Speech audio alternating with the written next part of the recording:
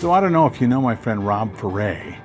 Rob Ferre is a talented DJ and entertainer, game show host, and an international speaker. And he and I are friends, and I think he's pretty amazing. If you ever get a chance to speak to him or see him speak, you could do a lot worse. He's pretty great. And he was talking the other day about a speaker that he likes by the name of Jason Hewlett.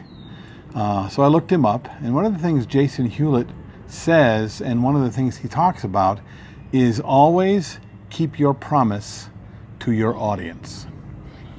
Something that that Rob brought up about keeping your promise to your audience, and he was talking about, you know, your marketing promise, the things that they come looking for, the things they expect from you. That's your promise to the audience. And I got to thinking about that, and I like it a lot.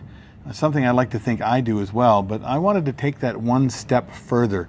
And I don't know Jason's speaking. I haven't seen a lot of his speeches, and he may talk about this as well. But when it comes to performance, and by the way, that's what we do, most of us that watch this little podcast, by the way. This is the Creative License Podcast. I'm Bill Hermann with the Entertainment Experience, and thanks again to Electro Voice, my great sponsor, the greatest speakers in the world, and of course my workshop, the Entertainment Experience. You want to know more about it? I've got two coming up in 2020, one in February on the East Coast and one in November here in Minnesota.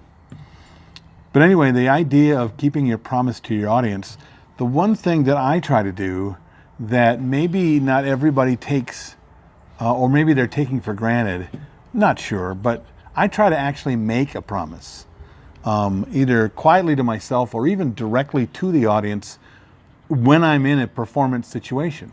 Not just the promise of I'm going to be fun or this or that or the other thing, but an actual physical, auditory promise. What are you promising for the evening? Are you promising to make sure they have a great time? Are you promising that you're going to do everything you can to make sure the client, your bride or your groom or your corporate client has the best event ever? Are you promising that you are going to exceed their expectations in some way? Or is it as simple as, I promise I'll play all your songs? Either one, when you go about making an actual stated promise, whether it's to yourself or to the audience, you now have a goal. You have a thing that you can do. You have something that you can work towards as a performer for the evening. So now keeping your promise to your audience now gets kind of drilled down, doesn't it? Of course, you want to keep your promise as who you are and who you are for them.